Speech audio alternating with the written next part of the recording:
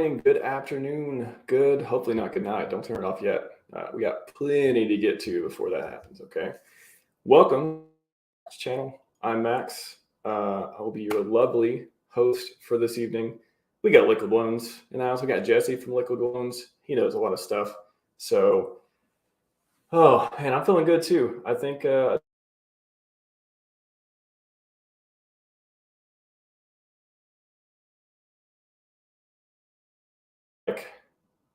oh, there's the drops. There's going to be some drops today. I can feel it. That's great. Awesome. Thank you, Internet. This is going to be a good conversation. We're going to talk about PulseChain. We're going to talk about Liquid Loans.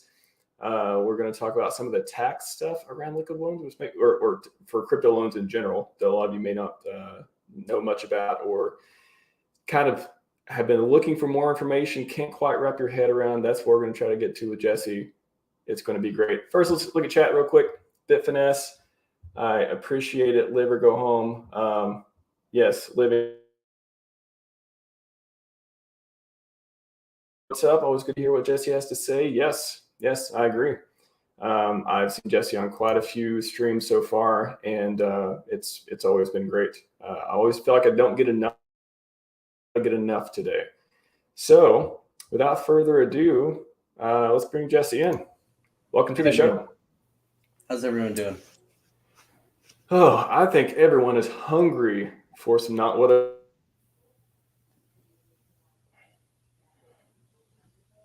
know more about Liquid Loans, hungry to know more about what is going on there. So, but before we get into it, can you give us a rundown,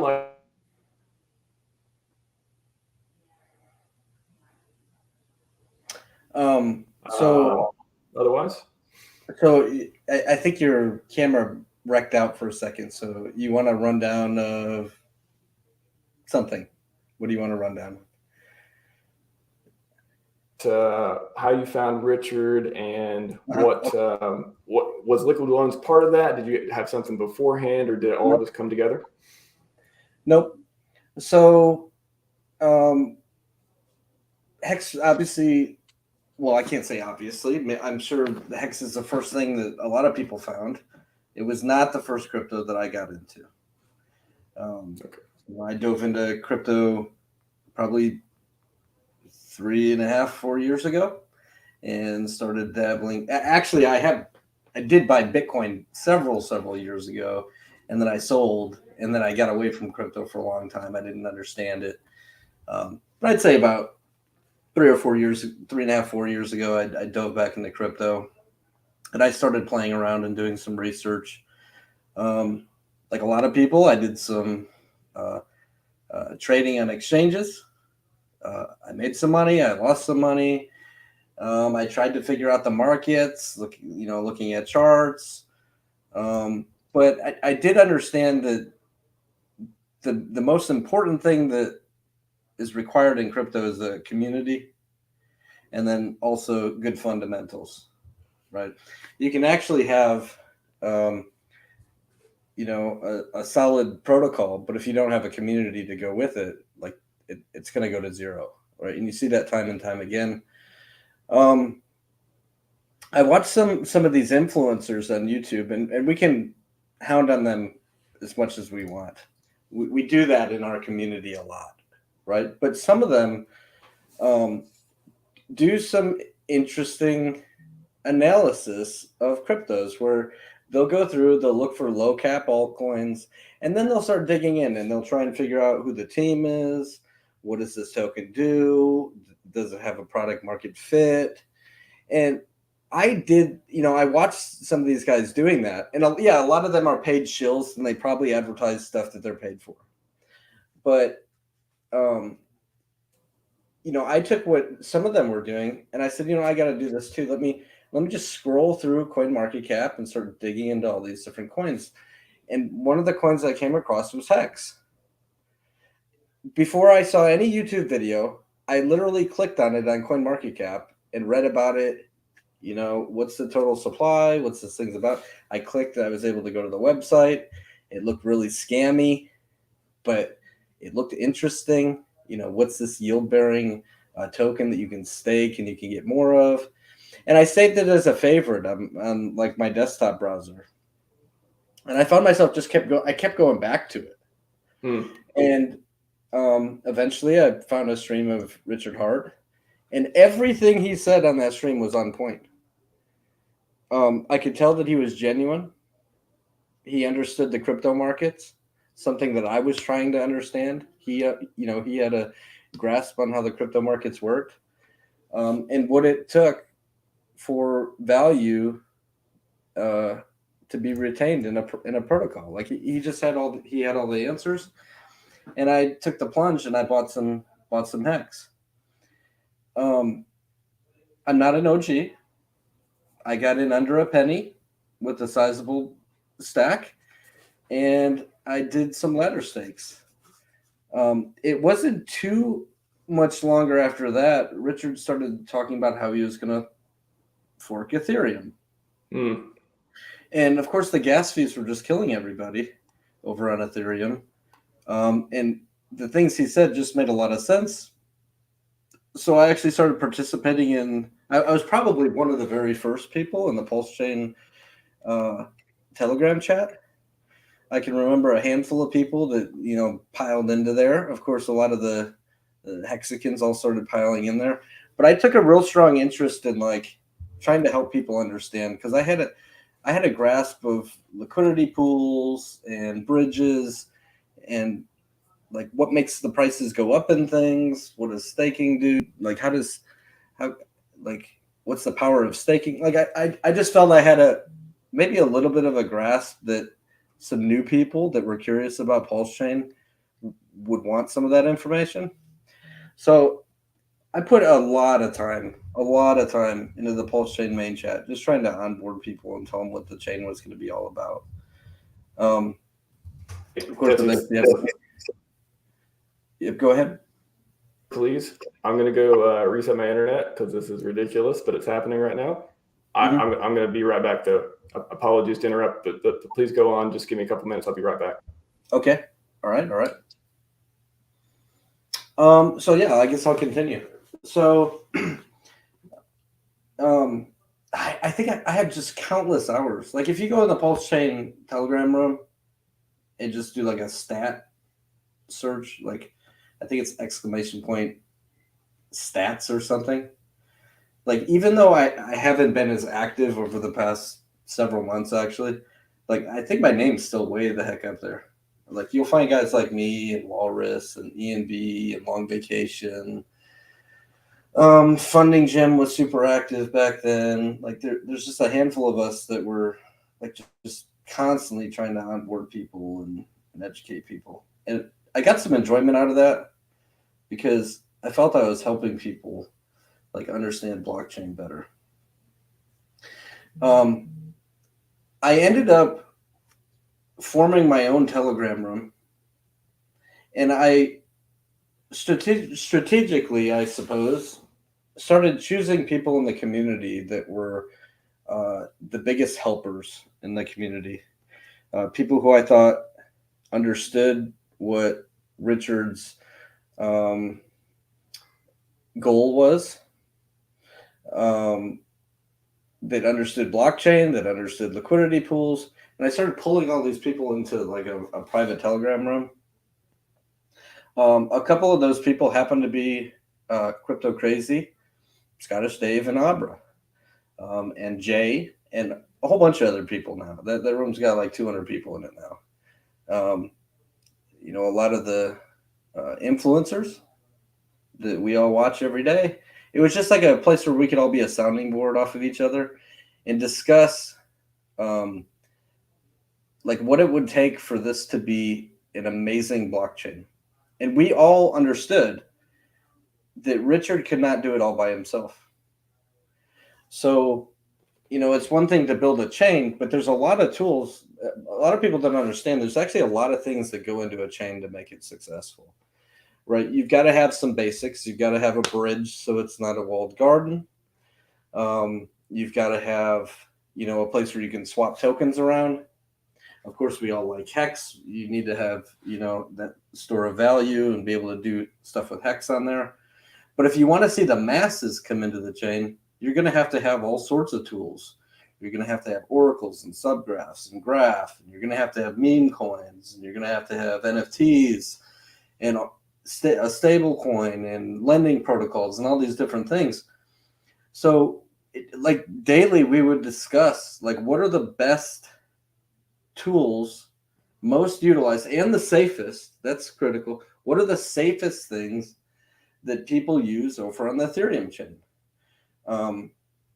What are things that don't have admin keys or haven't been hacked, that are sustainable long term? Because these are things that are going to have to get built onto the Pulse chain if we want to see mass adoption. I remember Crypto Crazy DMing me, and he kept hitting me up to go research this thing called Liquidity Protocol. And I kind of blew it off for a little while.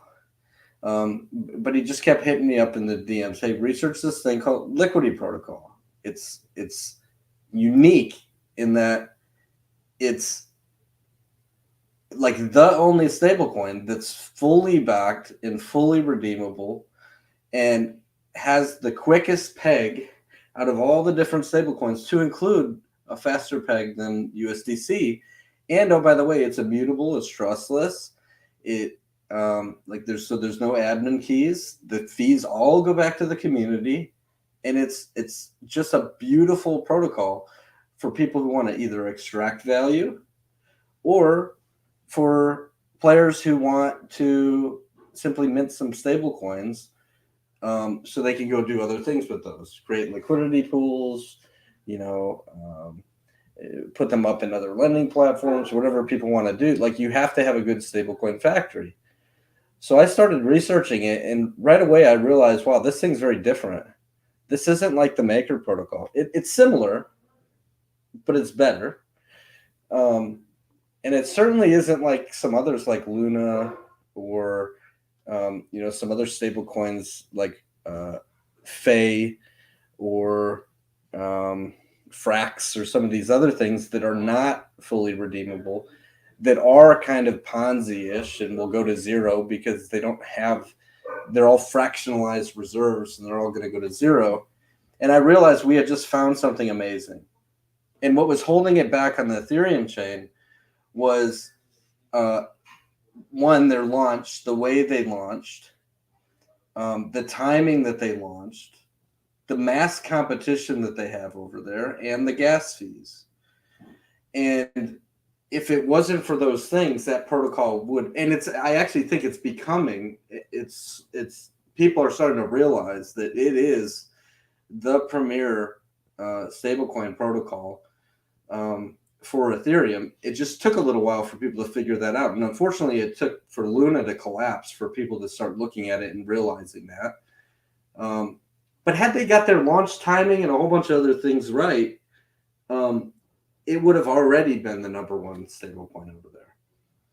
And forking a protocol like Liquidity and putting it onto the Pulse chain at the very beginning of a blockchain, with a community that's much, much bigger than they got when Liquidity started, we knew this thing was just going to be amazing. And it would be the dominant stablecoin on PulseChain. It was an absolute no-brainer. And it met all the criteria that Richard's always talked about. Immutable, trustless, no counterparty. Fees go back to the community instead of, enriching one entity. It was just, it was the right thing to do. And it was necessary for the chain. So we ended up forking it. That's where we are today. We're patiently waiting for PulseChain to launch. Liquid loans will launch shortly after PulseChain goes live. And people will be able to start minting stablecoins. So that's kind of the story, like how Liquid loans kind of evolved. It's a bit of being in the right place at the right time, finding Richard, finding a good chain. I didn't think that, like, you asked me 2 years ago, I would have no idea that I'd be here right now. In fact, asked me 2 years ago, I would have no idea that I would be in the PulseChain main chat just trying to onboard people on the PulseChain. Like I would just have no idea. But it's a passion that I've had for the last it seems like over a year now, it seems like. And I enjoy it. And I'm continuing those efforts to this day. So we're still waiting for the host, but I do see some questions here in the chat. So, been slamming Web3 every day. Okay, cool. Blockchain's not easy. That's correct. Blockchain's hard. Jesse, when we place USDL in the stability pool, I understand how Pulse is rewarded, but on what basis are we awarded the loan tokens? Okay. So there's three parts. There's three parts of liquid loans. You have the borrowing side, you have the stability pool, and you have the staking of the loan tokens. Okay. The borrowing side is pretty straightforward. You put in more value and you mint less value. And what you mint is USDL. And you can pay that back at any time. You can top up your loan. You can adjust your collateral ratio simply by topping up your Pulse or by paying back some loan. Okay. And you can move that around however you see fit. And then the stability pool is pretty simple too. You can put USDL into this pool that's purpose is to absorb liquidations. If Pulse goes down in value significantly, the system has to have a liquidation mechanism that's able to take the Pulse that's put up for collateral away from the lowest collateralized vault. The lowest to start with, because it's not like everyone's getting liquidated at the same time. As the value of Pulse goes down, if there's a guy who's way at the bottom and the value that he put in Pulse is at risk of no longer being as valuable as the USDL that he minted, well, guess what? He already got all that value up front. He minted all those stable coins. You can't have money for free. So that lowest collateralized vault has to get liquidated. That Pulse has to go away. But unlike a liquidation on a central exchange where you're like levered up many times over in like the futures markets, in liquid loans, you already have all your value up front. You minted all these stable coins. Those are yours. You did what you want to with them. You could have bought yourself, a nice new Honda Civic, or maybe you took that and you bought Hex with it, or you put it into the stability pool. The point is, you already got all those stable coins. So the Pulse that you have that's backing those stable coins, if the value of that's just dropping and then is at risk, it's really close to no longer being worth the same amount as all those stable coins you minted, well, guess what? You can't have free money, so you're going to lose those Pulse, okay? Now, up until that point, you can adjust your collateral ratio wherever you want. The point of the stability pool is to avoid cascading liquidations that you see on other platforms such as MakerDAO with DAI, okay? So in the stability pool of liquid loans, you have a big giant pool of USDL that just sits there. Thousands of people will have just parked their USDL in there. And if there's a liquidated vault, the Pulse from that vault gets spread across all of those stability providers. They all pick up just a little bit of Pulse, just a little bit. And then a little bit less of their USDL burns itself as if they just paid the loan. So instead of Pulse getting liquidated and going to PulseX, where it market dumps and then further tanks the price of, Pulse and causes this thing called cascading liquidations, the Pulse from any liquidation simply goes to the stability pools who already have the money sitting in there ready to buy. Why is that beneficial to them? And to the lender, or to the borrower, rather. Well, to the borrower, they just had a stop loss because remember, they had all their money up front. And then to the stability depositors, they all pick up a little bit of pulse that was just in a market dip, and they got it at a 10% discount. So at that moment in time, they're picking up just a little bit of pulse, all those people proportionally in that pool. They're just picking up a little bit of pulse, and there's no other place that they could have bought pulse at that price for cheaper, unless they did some OTC deal somewhere and somebody just gave them a really good rate. You couldn't have gone to PulseX and bought pulse at that price because you just got it at a 10% discount. Now, you may end up finding front ends that actually automate what to do with that pulse from that point. Most people, I think, will just they'll just be accumulating some pulse if there's liquidations. Now, liquidations hopefully are rare. Days could go by and you may not see any. So there has to be another incentive for why would you want to be a stability depositor? And that additional incentive is that you're going to get paid loan tokens. Loan tokens are the native staking token of the protocol. You take these and you can go put them into the staking pool. And those entitle you, when staked, to USDL. Every time somebody takes a loan, they have to pay a fee out of the USDL they're minting. And that's going to go to you as a staker. There's also a redemption mechanism. This is a closed loop system. So at any point, anybody, anytime can bring USDL back into the protocol and redeem it for $1 worth of pulse. But there is a fee to do that as well. And that fee is shaved off of the pulse that they're getting. That also goes to the stakers of the loan token. So how do you get the loan token? Well, you're welcome to buy it from PulseX. Maybe you have a sum of it because you're part of some free airdrop that's coming up. Or you could be a stability depositor and you can get paid in loan token. The way that works, there's a release pool of loan tokens that will actually last for decades, the way it trickles out. But it works a lot like a T-share, if you're familiar with T-shares, where it gets harder and harder and more expensive to obtain these loan tokens over time. So let me explain. You've got this release pool. It holds a sum of loan tokens. 50% of that release pool gets released to the stability depositors in year one. And it's on a continuous basis, like second by second. The protocol is reading who's in the stability pool.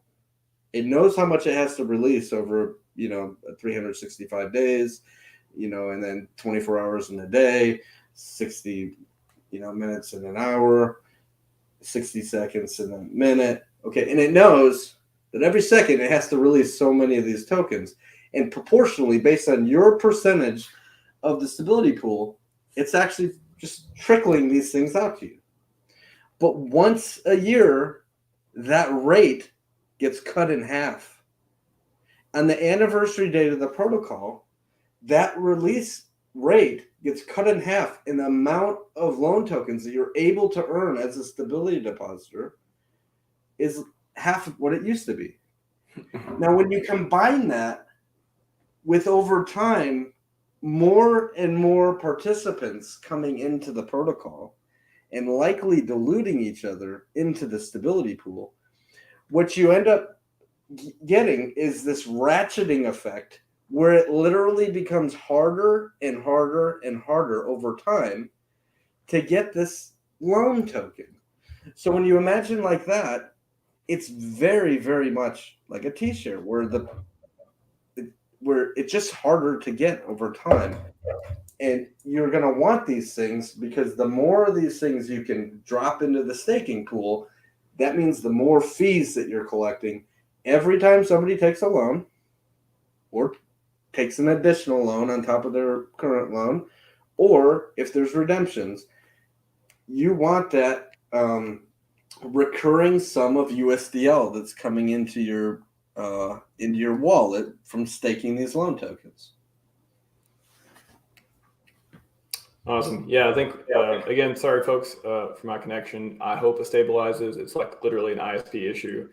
not on my end, or not my fault particularly, but I apologize for it. That's ridiculous. But hopefully they're stabilizing it. Seems a little bit better now. Couple questions. I don't know, Jesse, if you addressed them yet. When we place USDL in stability pool, I understand how PL is rewarded, but on what basis are we awarded loan tokens? Did you cover that? Yeah, so I actually covered that, and I think I covered a lot of other things too. Okay. I just want to make sure we get to the questions. Thanks, chat, for hanging in there with me. Jesse, really appreciate you being able to monologue it for about 15 minutes. I think the connection seems a little bit more stable, so hopefully, fingers crossed, we can actually continue without interruption. Not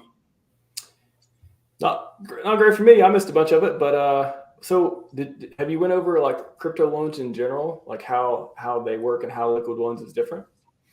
Yeah, so no, so let me touch on that. So there's a lot of different types of lending in crypto. For example, you can go to a place like KuCoin or Binance, and you can futures market trade. You can leverage trade. Essentially, when you do that, you're borrowing house money. It's a loan. You're obtaining a loan, and then you're playing around with that loan. The risk being that if you gamble incorrectly, the way their leverage works, like you're going to lose all your money. Okay, you're going to lose your deposit plus what was lended to you. Okay. So that's one way, right? Leverage trading on an exchange, futures market, that sort of thing, margin trading. And then what you have is things like Aave or fiat.io, where you have a user base who can be the lenders. They put in coins into a common pool, for example, and then other people who can come and borrow off of those, right? They can put in their own collateral and then borrow those coins that were put into these pools. Okay. So it's almost like that would be like a community lending / borrowing, and tokens can be added. The community or the devs, they can add new tokens that are able to be lended or borrowed against. And then typically those different tokens will have, I think, different collateral ratios and liquidation points and such. All right, so that's another method. Another way is to go to like a centralized platform, like Celsius, and you still have to put in collateral and then they give you a loan. But liquid loans is a little bit different. It's similar kind of to Maker, but it's not governance based. So here's how does Maker work real quick? Yeah. So Maker, the community puts in Ethereum. Like you can go and you can put in Ethereum, and you can mint DAI against the Ethereum that you put into the protocol. A while back, the community voted to also have USDC included as collateral.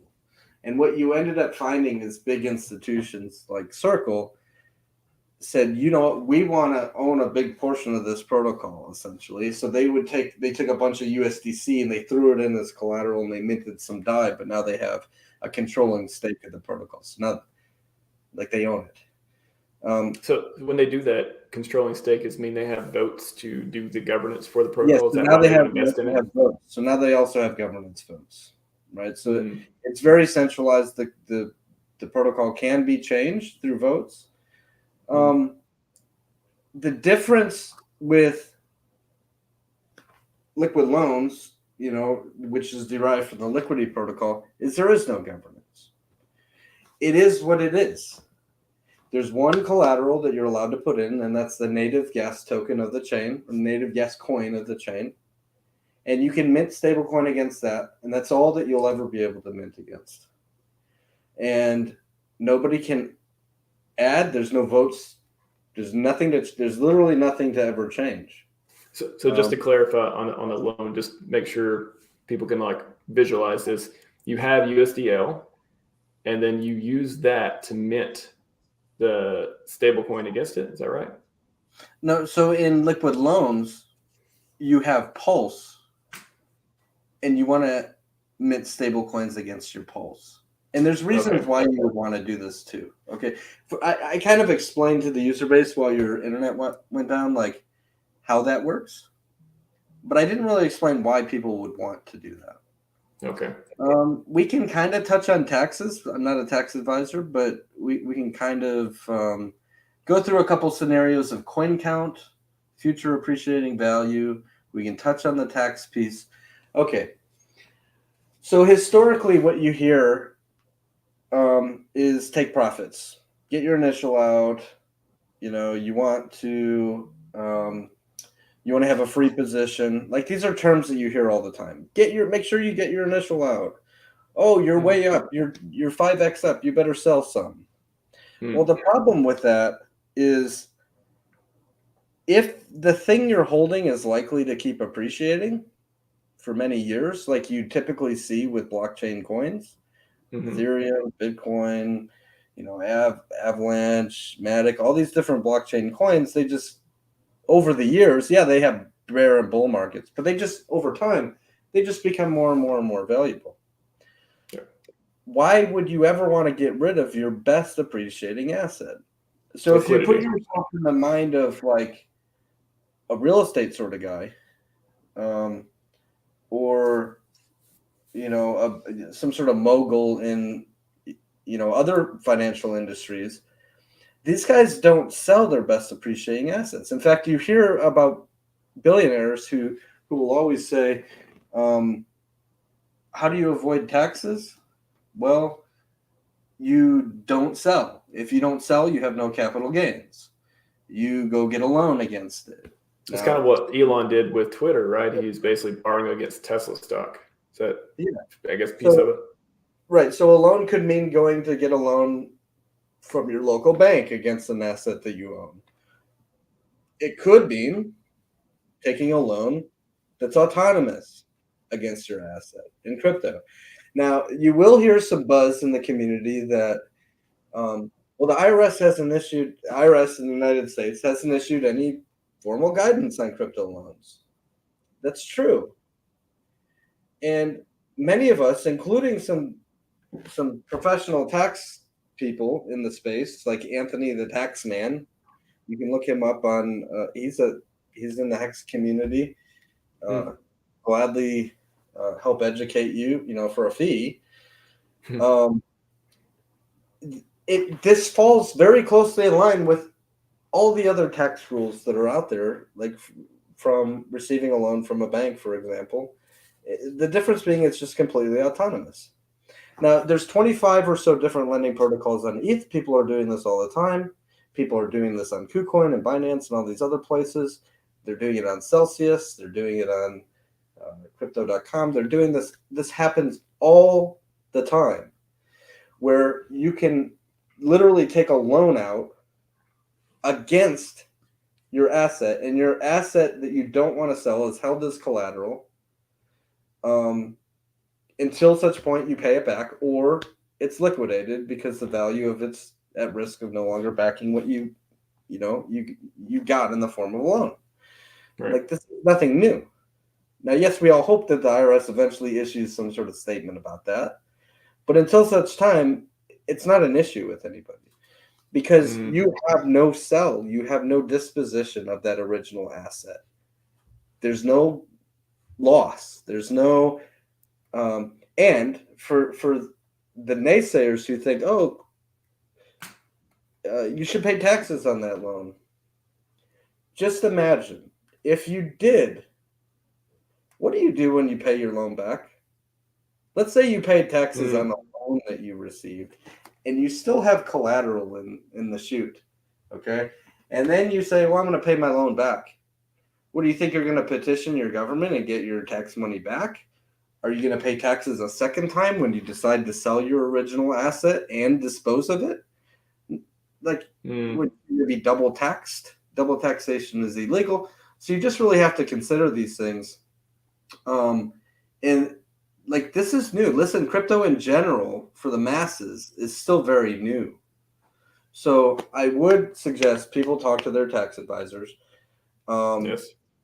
A good crypto tax advisor, and then record everything. If you have, consider this too. If you sell an asset, if you sold your Pulse coin, short-term capital gain, and you took it to PulseX and you dumped it, you're likely to face like a 36% capital gains tax right off the bat. Gone, 36%, throw it in the garbage. You're going to have to set that aside and give it to your government. Now, alternatively, if you had a method where you could keep 36%, 36% is substantial. Why would you not decide to take the route where you get to keep that? Now, it gets much wilder than that. There's way more benefit to keeping your original coin count if the value of your collateral is likely to go up in value, like a brand new blockchain typically does. This may sound like a little bit of moon math, a little bit, but it's fun and it really hammers it home for people. Yeah. If you started with 100 coins and I started with 100 coins of any asset, and let's say those 100 coins are worth 20 grand. Okay. We're not even going to talk about loans yet. We're not even going to talk about loans and taxes or anything. I'm going to hold and you're going to sell. Well, I'm going to hold through all the volatility, up and down. Okay. I'm going to come back and I'm going to look at my asset a long time from now. You are going to sell every time that it feels like the value of your thing doubled. Okay. So when your 20,000 worth of Pulse coin goes up to $40,000 for the Pulse coin, you're going to do what everyone's always told you to do. You're going to sell half your bag and you're going to get your initial out. Yeah. Okay. So now what you're left with is not 100 coins. Now you only have 50 coins.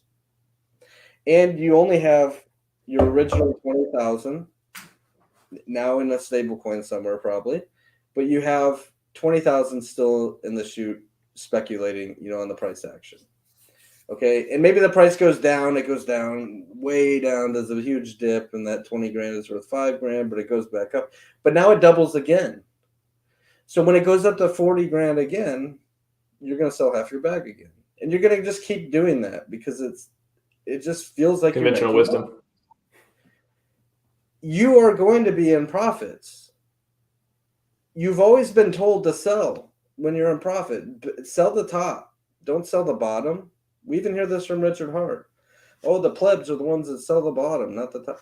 But maybe you do it right and you end up selling the very, very tippy top 10 times through 10 doublings. Mind you, I think Hex did like 13 doublings or something. Okay. Yeah. So maybe you managed to do it exactly right. Best case scenario, you sell the very tip top. Every time it doubles, after 10 doublings, the only amount that you would have is $220,000. That's it.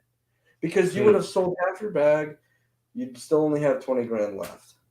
Wait for it, price volatility. Price doubles again, you sold half your bag, you shaved off another 20 grand.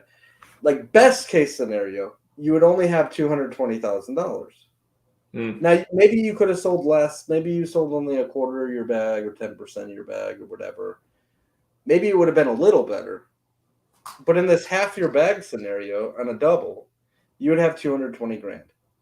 Now look at me, who started with 20 grand. And I never sold a single coin through 10 doublings. So let's just pull out the calculator here. 2 mil?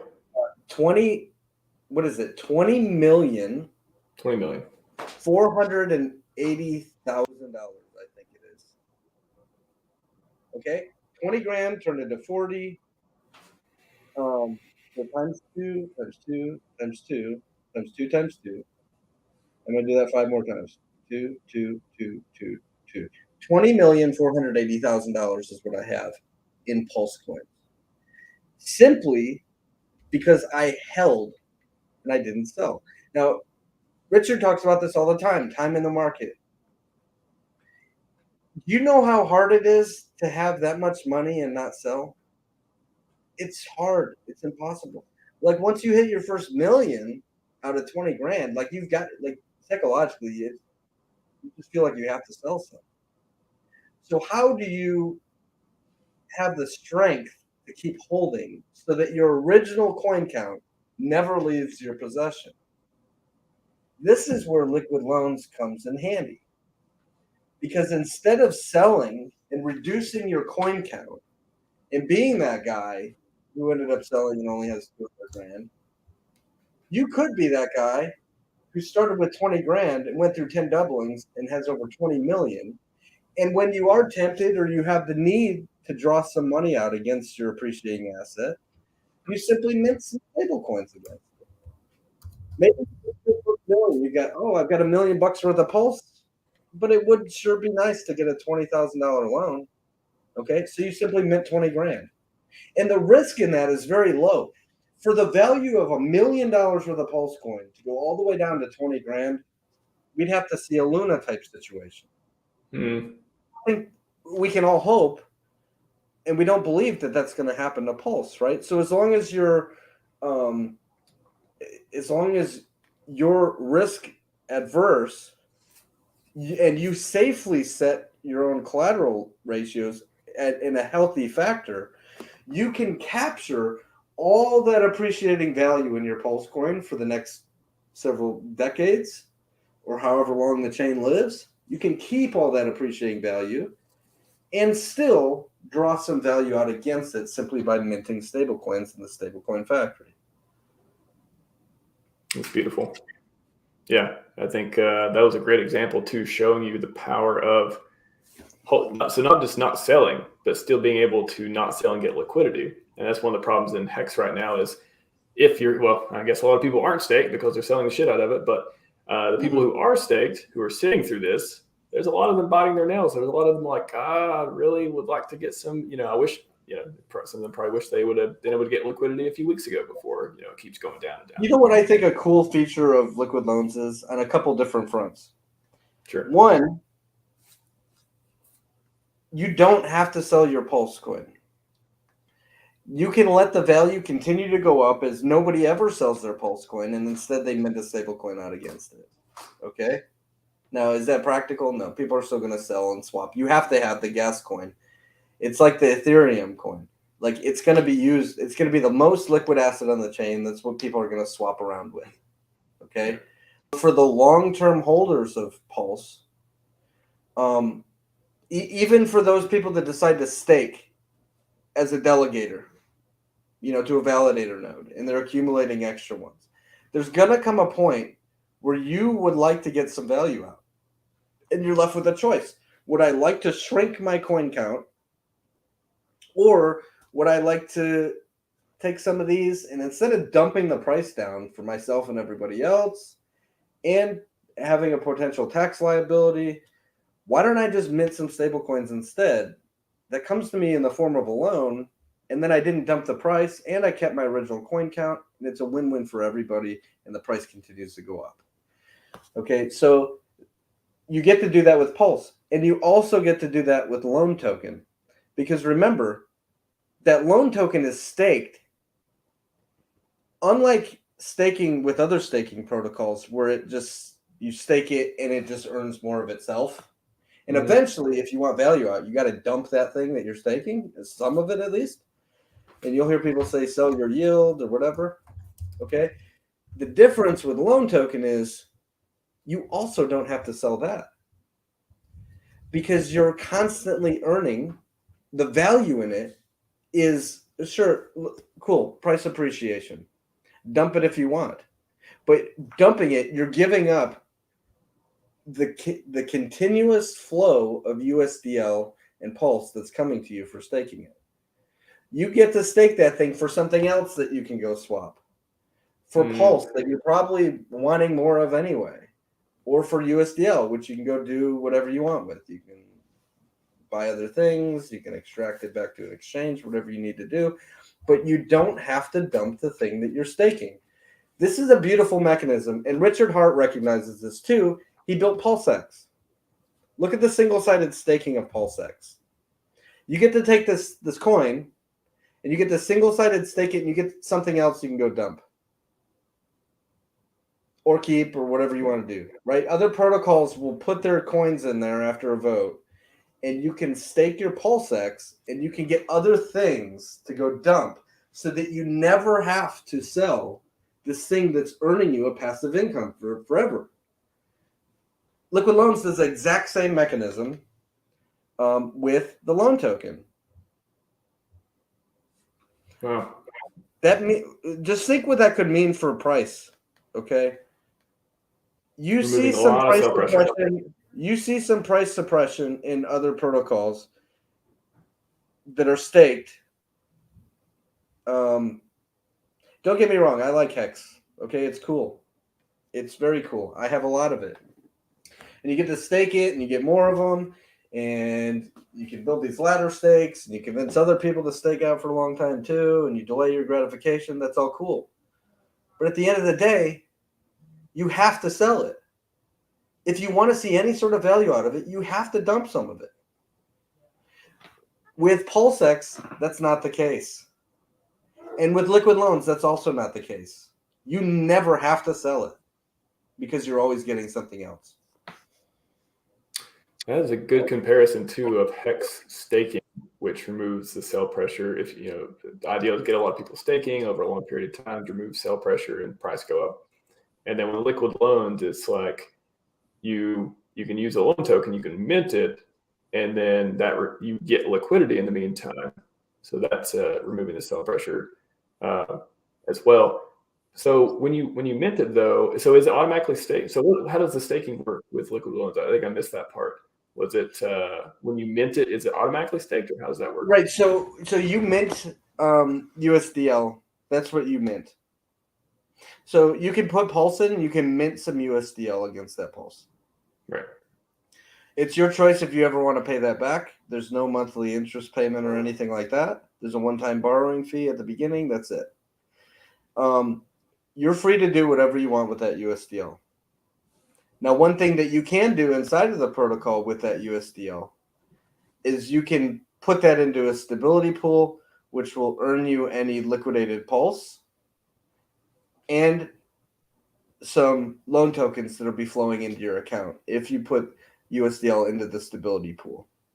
And the rate at which that pays out in loan tokens just gets smaller and smaller and smaller over time. But then the third piece to this puzzle is the loan token staking pool. That's where all the fees from the protocol flow to. This becomes really interesting because we're at the beginning of a brand new chain. As the value of Pulse goes up, and by the way, market cap typically doesn't matter. I always tell people market cap is a vanity metric with one exception. And that's inside of Liquid Loans and how it's going to probably look. As the market cap or the total value of PulseChain goes up, as Pulse becomes more valuable, okay, and the market cap is growing, you will likely see the market cap or total supply of USDL also growing. The reason for this is when people take a loan, they're at a certain collateral ratio. A health factor that they thought for themselves was healthy. Let's say that number is 200%. Somebody has a 200% collateral ratio. But then the price of Pulse doubles, and they find that they are at a 400% collateral ratio. Typically, what you'll see is those people will just mint more USDL because the value of their Pulse in their vault has gone up. They can mint more USDL against that value. As Pulse continues to go up in value, the loans will get bigger and bigger and bigger and bigger. The volume of loans will just keep increasing. And as Pulse goes down in value, as the market cap of the chain goes down in value, you'll end up seeing people paying back their loans and then stablecoins will actually burn themselves out of existence from the chain. So the market cap of Pulse goes up, the total supply and market cap of USDL goes up. Remember, there's fees the whole time. So as people are taking loans and those loans are getting bigger and bigger and bigger because Pulse is getting more valuable, the fees are getting fed to the stakers. So as Pulse goes up in value, those stakers are earning bigger and bigger and bigger and bigger fees the entire time. Very cool. So that's wow. You covered some scenarios for staking there. I mean, this system, it's got so many different things going on, and I think, yeah, even beyond not selling Pulse, I mean, there's definitely some opportunities to earn more, to earn yield into it too. I mean, even the difference between that and PulseX. Wow. Let me check with Chad real quick. Sorry, Chad, I've been neglecting you. I kind of been catching up on things myself. There were a couple questions I don't think you got to, Jesse, yet. Let me find them. Chad, I appreciate it being patient here. I think we're back on track. Knock on wood, no more lag. So we're good there. We got a question from MJB. Stakers earn USDL, PLS yield derived from borrower redemption fees. Will we earn more than one staking fees use? What do you got on that, Jesse? Yeah, typically you will earn more USDL from staking the loan tokens than Pulse from redemptions. Redemptions are only profitable for people to do when the peg of USDL has fluctuated a little bit. I know that sounds scary. Well, what do you mean the peg? It's going to lose its peg? Listen, all stable coins are subject to Richard Hart's law. Okay? Hart's law, where they're in a liquidity pool. So imagine USDC paired to ETH, and if ETH goes down in value by 10%, well, the USDC also goes down in value by 10% with it, even though they're called a dollar and they're called a stable coin. You could have, a million of them in this pool, but if ETH dumps on one side of the pool 10%, you'll also see that those stable coins are only worth $900,000. Okay, you have 90 cent. You have 90 cent USDC at that point in time. So what people end up doing is they buy the cheap stable coin. There has to be an incentive to buy it. You buy it and you can redeem it somewhere else. So with USDC, you can buy it and you're guaranteed just hold on to it for a while. You'll be able to send it back to Circle and they'll give you $1 worth of fiat for it. You just got a 10% deal. Okay. So that's USDC. What you saw with Luna is when it lost its peg, there wasn't enough. You couldn't redeem them all because the market cap or the total supply of UST was way, way, way disproportional to the Luna that you're supposed to be able to redeem it for. It was completely fractionally reserved and nobody could get out. There was no place to redeem it for. So it lost its peg and it was like, nobody can get out. And everyone, fear in the market, and everyone just started selling it. They started dumping it. Instead of buying it to bring the price back up, they said, ooh, there's no redemption mechanism here. It looks broken, so let's just dump it instead if you're holding any liquid. And everyone started dumping out of their UST. Okay? This happens to all stable coins that are fractionally reserved. It's going to happen to Frax. It's going to happen to Faye. It's going to happen to a ton of different stable coins. They're all going to follow suit with what happened with Luna. Some that will survive will be 100% backed in redeemable stable coins, such as in the Maker protocol with DAI, or the Liquidity protocol with LUSD, or liquid loans, 100% backed and fully redeemable. You can always, at any point, go buy yourself USDL, regardless what the price is. So there's always an opportunity. If the price falls, if Pulse falls in value and USDL falls with it, it should be really, really quick. Go buy that USDL because you're guaranteed you're going to get $1 worth of Pulse for it straight out of the protocol. And why is that? Is that because of the over collateralization, or how does that work? Because of the over collateralization, exactly.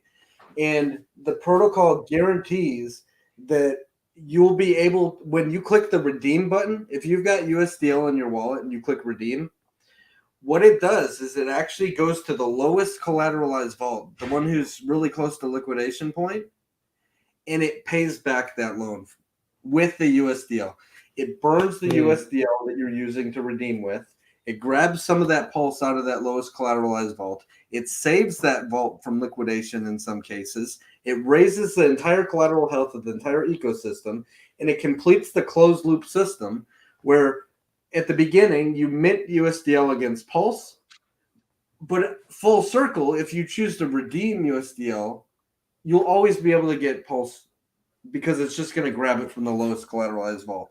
The guy who's not managing his vault, where he's way down at the lowest, the riskiest vault, it's always going to get it from there. Interesting. There's a fee that comes along with that. That fee is typically 0.5%. It's actually cheaper if you've got a bag of USDL and you just want to swap for Pulse. It's far cheaper to just go to PulseX and swap.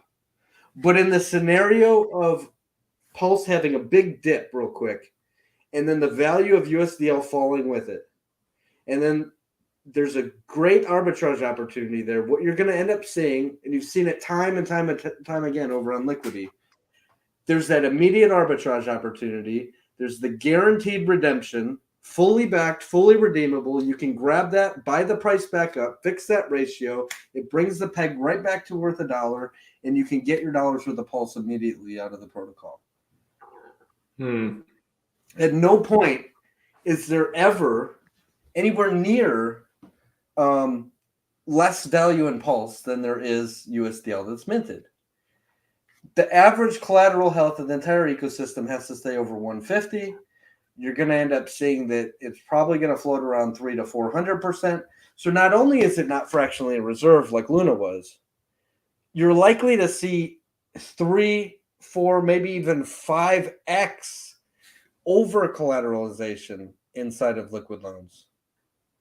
So what are the pros and cons of that? Is there any effect to the users of liquid loans that would come from that extra safety? Ask that question one more time.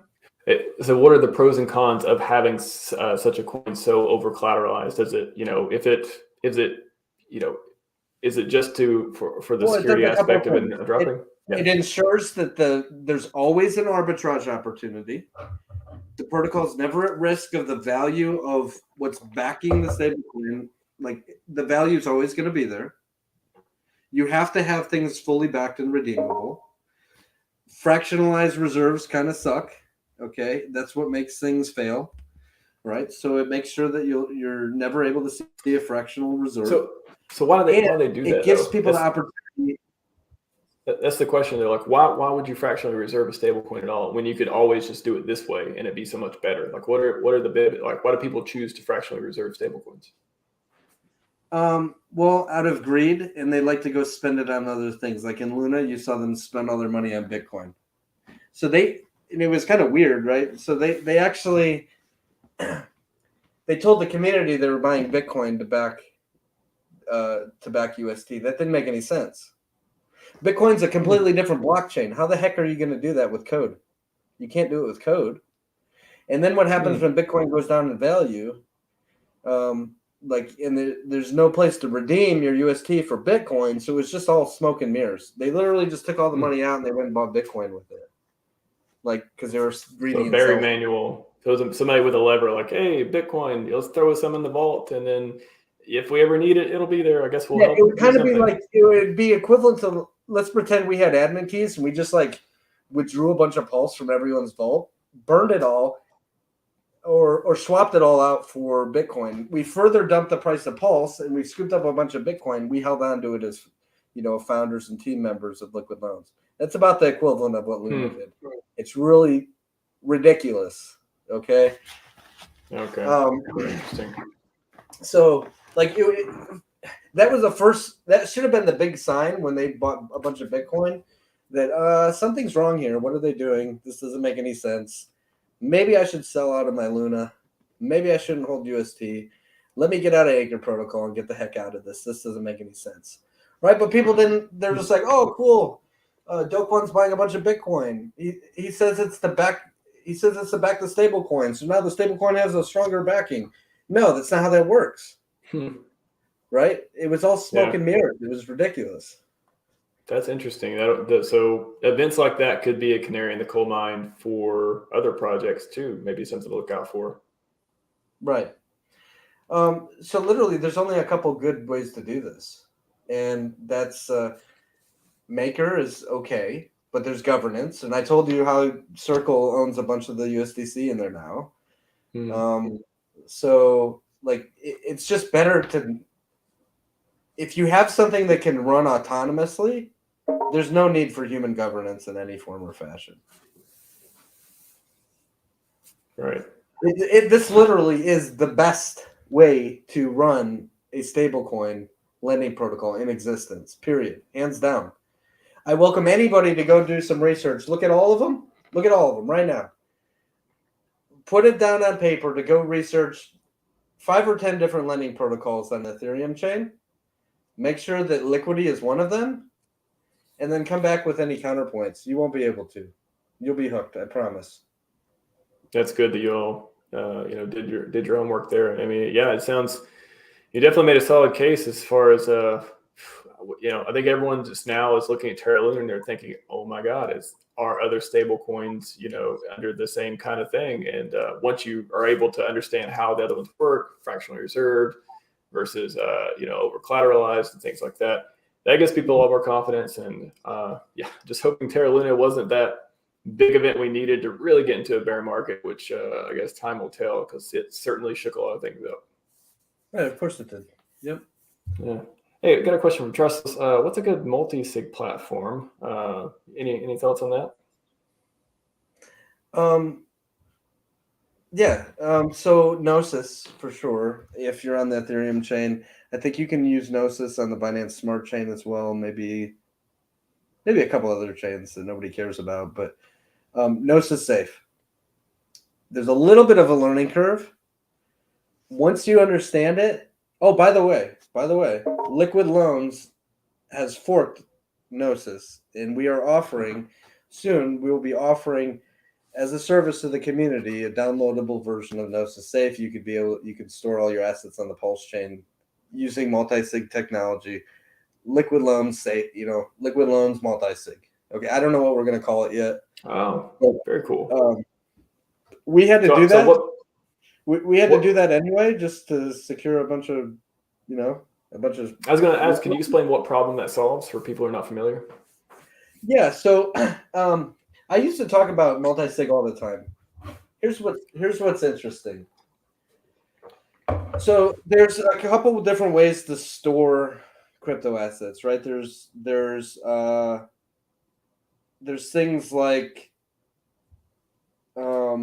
browser-based wallets. Okay, so you got MetaMask. You can install an extension on your computer, type your seed phrase into there, and then hope that there was no keylogger, and then you're good to go.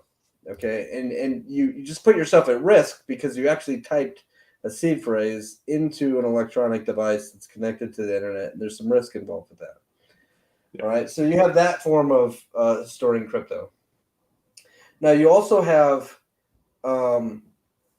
mobile wallets. Okay, so things like there's a mobile MetaMask, there's a Trust wallet.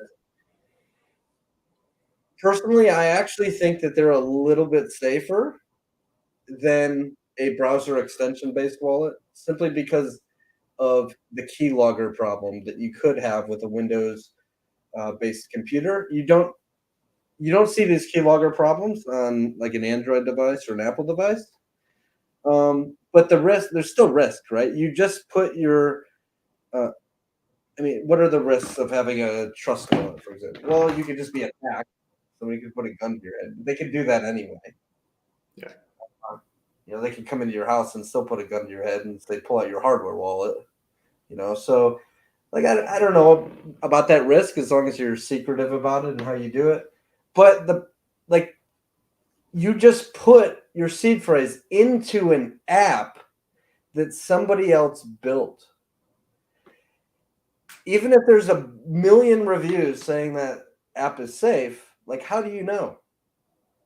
How do you know? Like, how do you know that that app, there isn't some backdoor there somewhere, or that some 19-year-old NSA agent kid who's bored browsing the internet didn't see type that in there, as he's monitoring traffic around the world. This is like a well hat sort of conspiracy theory thing. But listen, the risk is there. You literally put your seed phrase into an electronic device connected to the internet. Okay, so then the other type of security would be a hardware device. Now we're getting up there where, like, this is the most convenient form of really good security. So you've got Ledger Nano S or Nano X, or you've got Treasure Model 1 or Treasure T. And your seed phrase is generated on the little electronic key fob looking device. It never touches the internet, but you do have to approve transactions through this device. So you still go on your browser extension, MetaMask, on your computer, or Kiwi browser, by the way. You can put this thing called Kiwi browser on your phone. And you can actually put MetaMask on Kiwi browser, and you can also connect to a hardware wallet.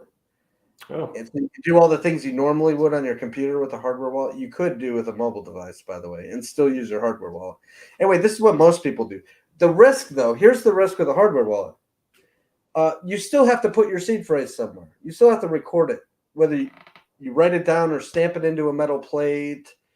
I guess you could do Shamir secret share. We won't get into that right now. But, like, you still have to record it. You still have to have it, and somebody could still find it. And if they find your seed phrase, even if you had, a hardware wallet, you're done for. Now, multi-sig is unique in that you get an address that you can send and receive to. That's your safe address. And that safe has no seed phrase. It has no seed phrase of its own because it's really a smart contract. It's an Ethereum address, and it's a smart contract that holds your coins. And you tell other wallets to be signing wallets for approving anything that happens inside of that smart contract, inside of that multi-sig safe. So you can have 2 out of 3 wallets be required to sign a transaction before something happens. To do a swap, you could set it up where you have to approve a transaction. Maybe you also have to approve the second transaction, and then you're good to go. Or you could set it up where your significant other has to sign one, you have to sign one, however you want to do it. But here's what's cool. Those signing wallets do have their own seed phrase. It's their normal wallets that are the signatory approving signers. But if you were to have a compromised seed phrase, nothing gets lost. You could, I don't suggest this, but you could actually just hand your seed phrase over to somebody and say, here's my seed phrase.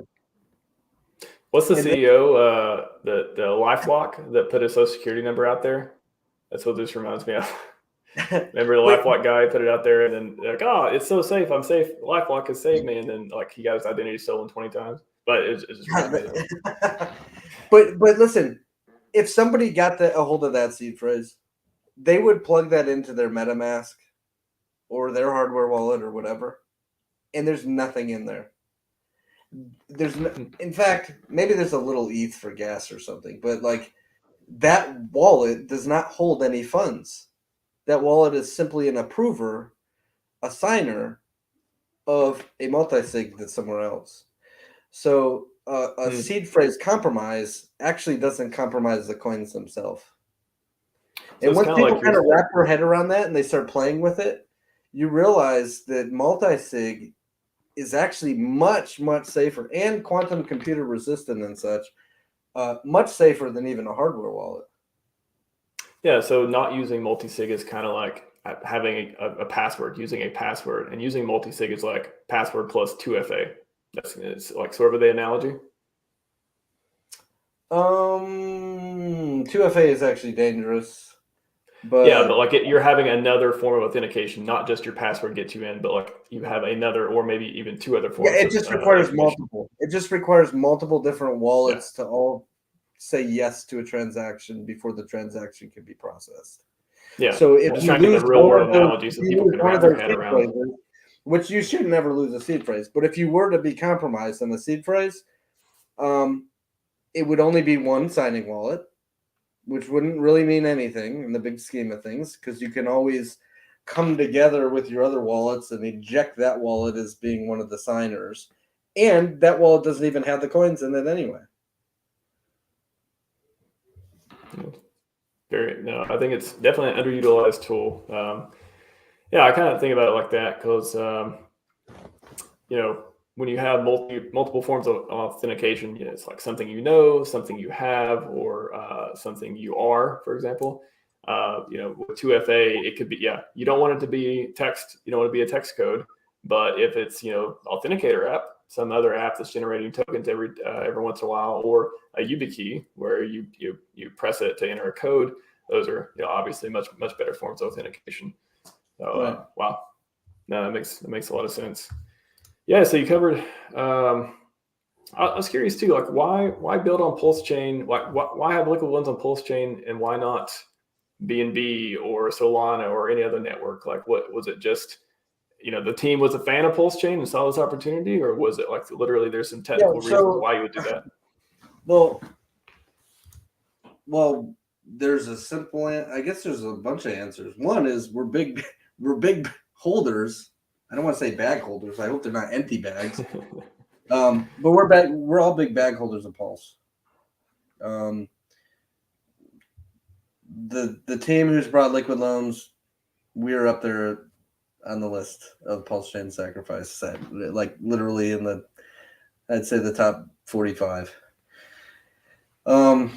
So we knew that if we're gonna, first off, we believe in this chain, we believe in Richard Heart, we believe in his ethos of immutable stuff, and we've got a good community. We all know each other. We want to see value brought to the chain. We want to onboard people. Like, we know we need a fiat on-ramp, like all these different things. It just, everything makes sense. Why would we launch at this point in time over on a chain where we don't have huge bags and, we don't know anybody over there? Now, this isn't to say that liquid loans is not going to be found on like every major blockchain in the future. Okay, that would be very wise of us after PulseChain launch to actually start branching out onto other blockchains and doing the same exact thing. But it makes sense for PulseChain to come first and to bring mass adoption onto PulseChain. And the end goal always being bring mass adoption to PulseChain. Yeah, I mean, you're if nothing else, pumping your own bags, right? You are. This is. You go do the work, as Richard says. If you want to see things succeed, go build on it. Go start streaming. Go promote it. Go onboard people. So if nothing else, it's definitely a example of, hey, we want this project to succeed, so we're going to build on it. We're going to make some good products for it. Right. Have you explained how a bridge works? I don't think a lot of people know exactly how a bridge works for Pulse and ETH. Well, there's a couple different ways. There's several ways that bridges can be run. So some bridges will actually store tokens inside of pools. So if you look at Spooky Swap, which is actually a cool bridge, by the way, Spooky Swap or spooky.fi, I think, is the website. Spooky.fi. It uses this backend code called AnySwap. And the way it works, you take coins from one chain, you want to bridge them over, So if you have the native coin, what happens is it simply pools that coin and keeps it in a pool and it holds it. And then a contract will mint a replica of that coin, essentially, is what it's kind of like. A replica version of that on the chain that you're trying to go to. And they're always redeemable for each other. So if you want to go back the other direction, let's say you're going from ETH to Phantom Chain, okay? You bring in some link, okay? You want to bridge it over. The bridge contract is going to hold on to those link, and it's going to mint you a link onto the chain you're going to. And it's guaranteed per the code that if you want to leave Phantom Chain and go back to Ethereum Chain, your link that's residing now on the Phantom Chain, when you go back the other direction, will burn itself and release to you the original native link back on the ETH chain. So it's just a pool function. It's a pool and a mint, and going the other direction, it's a burn and a release from that pool.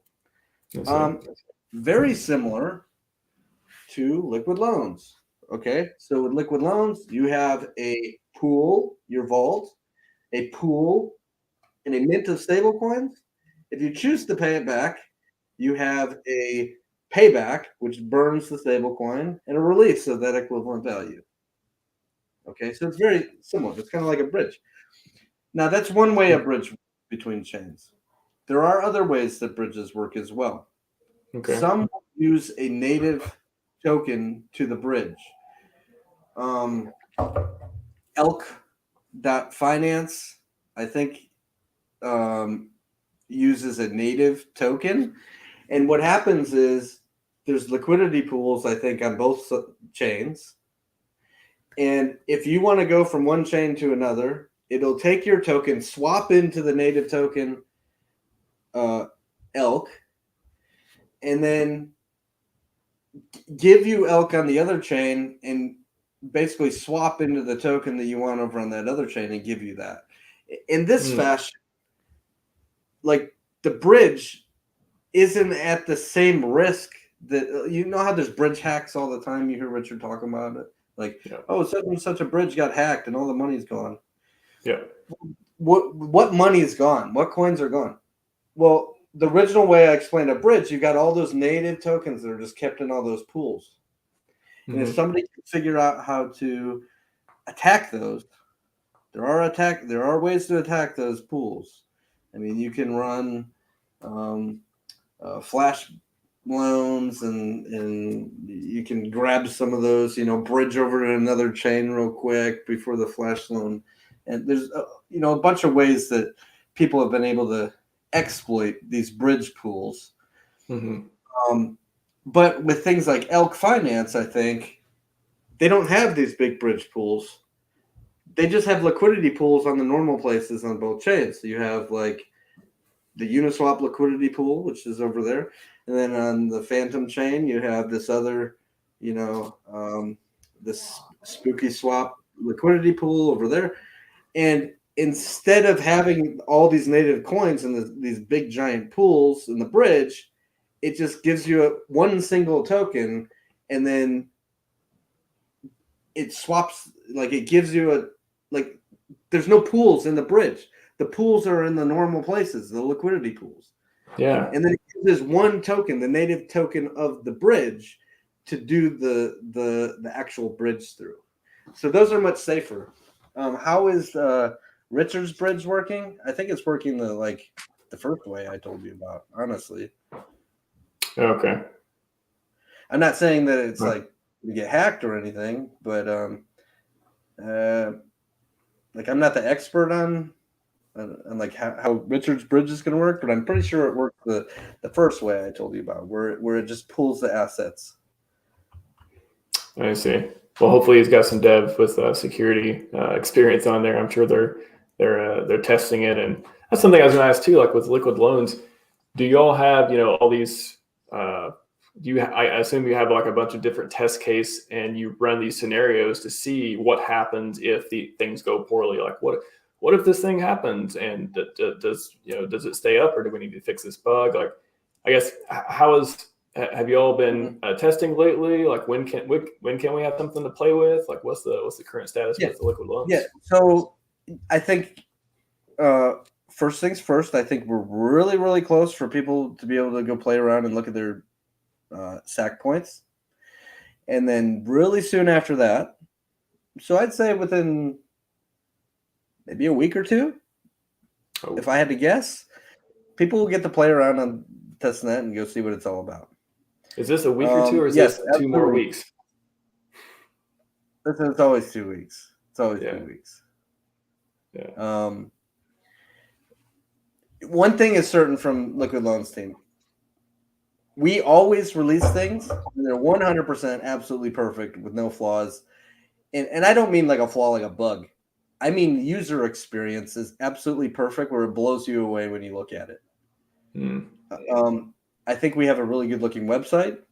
We took a lot of time to make that right. We have a great looking white paper that's easy to understand. We took a lot of time in that.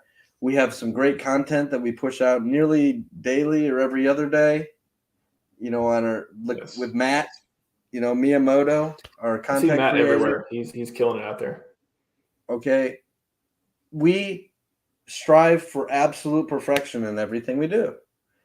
So we refuse to launch something that looks like Curve.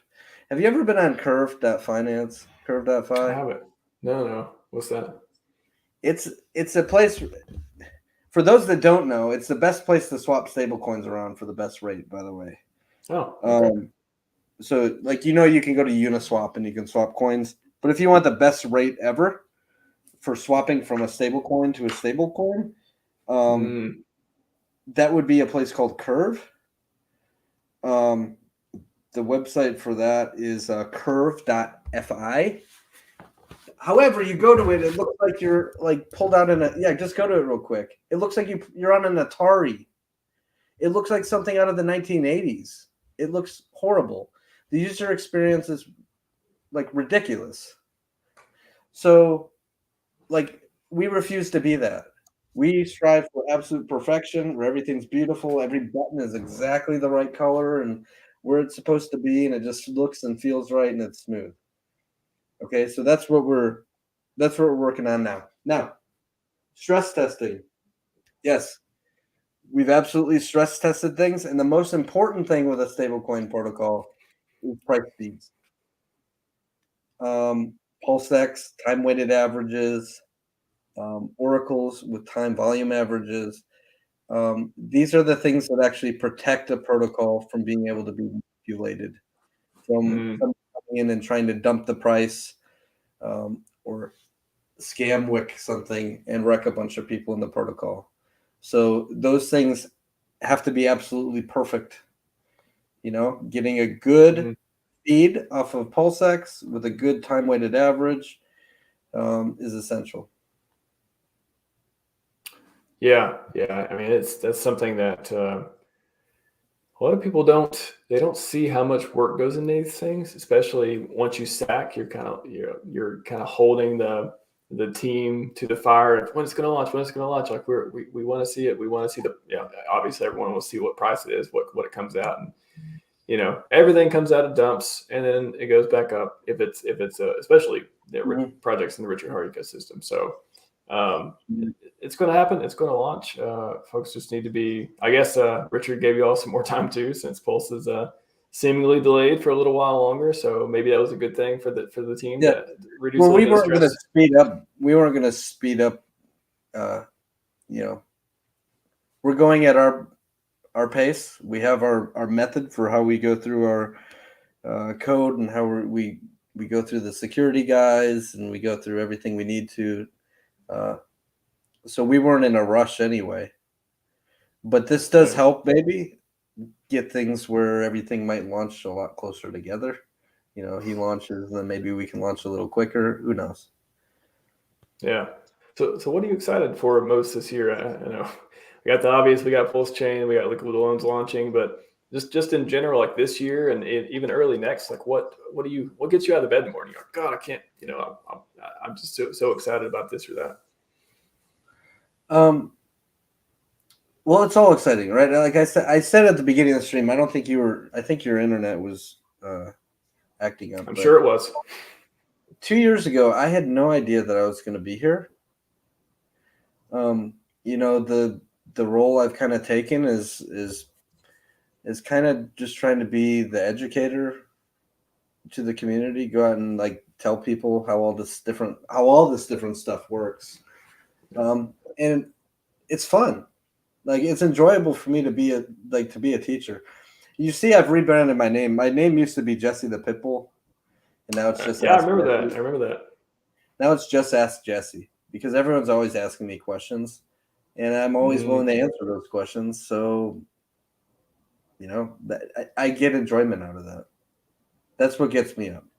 I think when I wake up, the first thing I do is go pee, and then turn on my Telegram and go through all the messages and see what's going on. I do jump into PulseChain main chat and I see, is anybody talking in there? Usually it's silent. And then I poke around and I start posting different things, trying to get the community engaged and asking questions and doing things. And I do that throughout the whole day. Well, I don't think you get enough credit or appreciation. I know there's probably a lot of people out there who would like to say thank you or would like to tell you how much you've helped them. I think that maybe they're just not on Twitter or they're not on Telegram or whatever. But just know that I think what you like to do with teaching people and answering questions and stuff, it is making a difference. Like it is.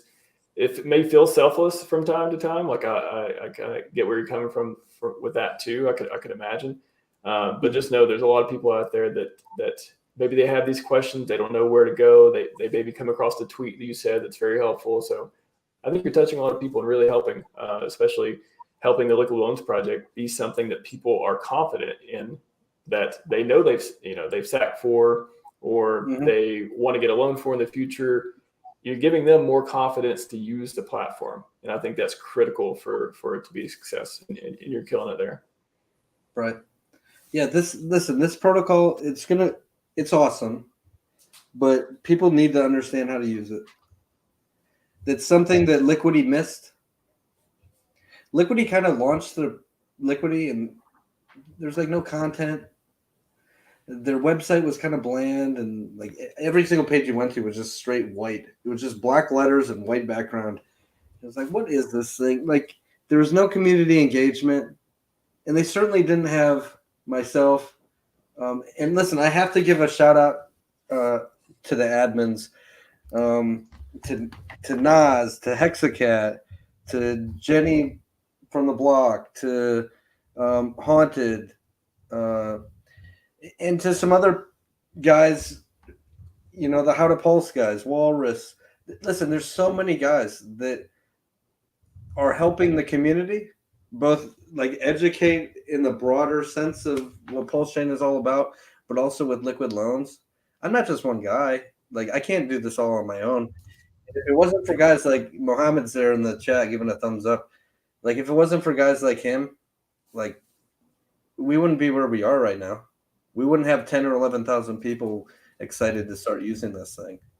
So thank you to all those admins for helping. Yeah, for sure. And that's a good segue too into, we'll close out the stream, but I do want to ask, I think every day should be more like Thanksgiving. You eat good food, you have good conversations, you show gratitude, you say what you're thankful for. I know you said a few things, you kind of alluded to it too, how much you appreciate people, but is there someone, something, some product even that someone's done something special for you that you want to give a shout out to and just express gratitude for? Like a product? It could be a product, could be a company, it could be a person, it could be a team, it could be anything. Yeah, so I'll give a shout out to the How to Pulse guys. Those guys, Walrus, and his buds. Listen, They are daily. They have a great website where they explain what PulseChain's all about, how to get it, how to onboard, how to set up your wallet.